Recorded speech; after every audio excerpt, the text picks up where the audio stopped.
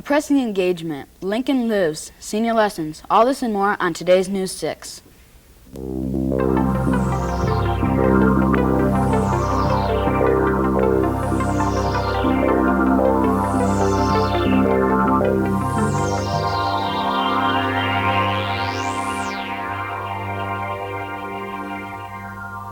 Welcome to News 6. We are happy to be the first class in this new season of News 6. We hope that all of you will join us for the next 25 weeks for an educational and fun-filled look at area communities. Today's News 6 is being presented by Mr. Jim Roselle's class of Lane Middle School in Fort Wayne, Indiana. Autumn is here and soon snow will fall. But before that happens, apples fall, and sometimes they fall into the cider press of Mr. Arthur Hartman. News 6 visited the Hartman cider mill where Tim Doherty talked with Mr. Hartman about his craft. Mr. Hartman, how long have you had the cider mill? Oh, I've been running this for 28 years. What kind of apples do you use? I use a Grimes Golden and a Macintosh, and most of them are the drops, the windfall that drop off the trees. How many apples does it take to make a gallon? We get about 3 gallons or a little better out of a crate of apples like Is there a difference between apple cider and apple juice? Oh, yes. Cider is made right fresh from that apple as it is, where apple juice, you put heat to the apple before you extract the juice to kill the acid so it doesn't ferment at all, see. That's the difference between juice and cider. Do you use the pulp for anything? I leave it lay for 1 year, and then we raise some redworms in it. And then after that, it goes back on the land. I was wondering, do you like cider yourself? I drink some, just to see what it tastes like. But I don't make a practice of consuming too much of it. Thank you, Mr. Hartman. So if you're ever in Fort Wayne, bring along a few dollars in your own containers and stop by and pick up the world's best cider. This is Tim Doherty reporting for News 6. An ideal way to learn some of Fort Wayne's history is to ride the river cruises with Mr. Blake Isaacs of Shove Park. From the river, we can see the burial site of Chief Little Turtle, Miami chief and friend of General Anthony Wayne. We also see the site of Old Robinson Park, the country's first amusement park. The most recent historic landmark is the high water mark of the Great Flood of 1982. A popular story is the House of Many Faces, built by Hugh McCulloch, the father of modern-day banking. It became Indiana's first medical school. In order to do experiments, grave robbers were hired to supply the school with bodies. We also learned that because of Fort Wayne's we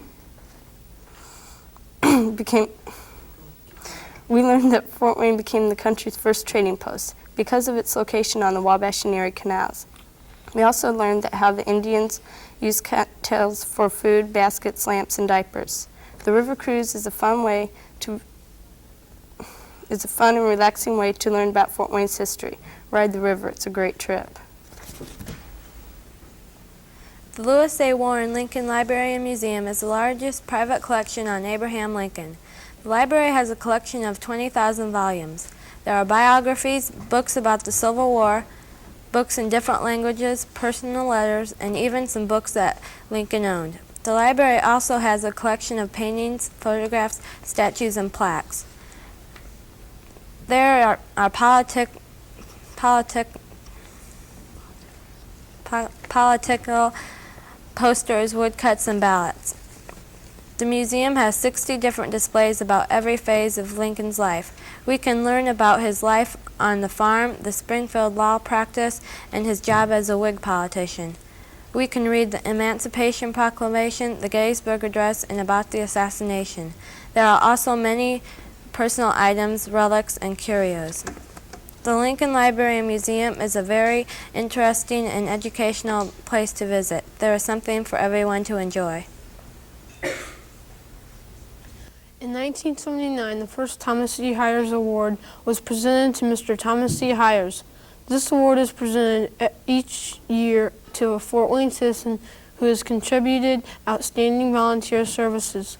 News 6 visited the American Red Cross, where Tammy Strokehutter talked to Mr. Hires about some of his community services. Connected with the Fort Wayne Police Academy.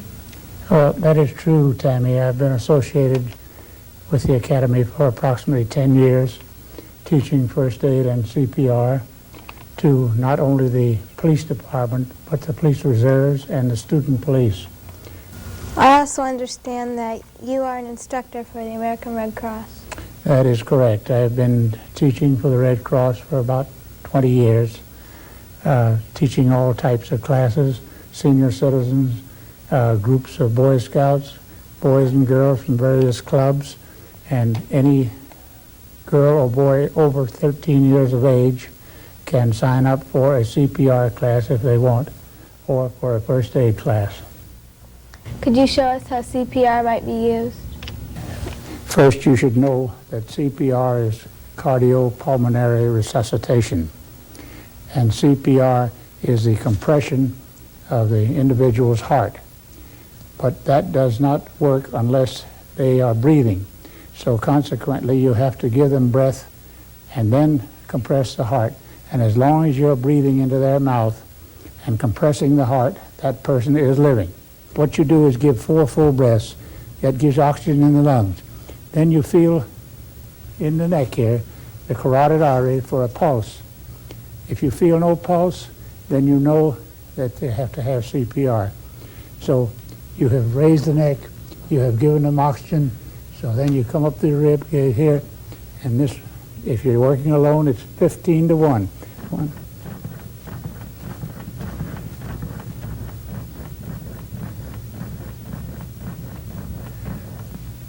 Then 2.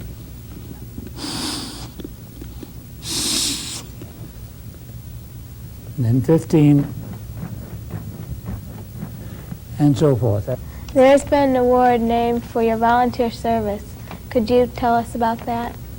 The award that you're speaking of, I believe, was presented to me by the Fraternal Order of Police Associate Lodge, and they have named a plaque in my name, which will be awarded once a year to the outstanding volunteer in the area.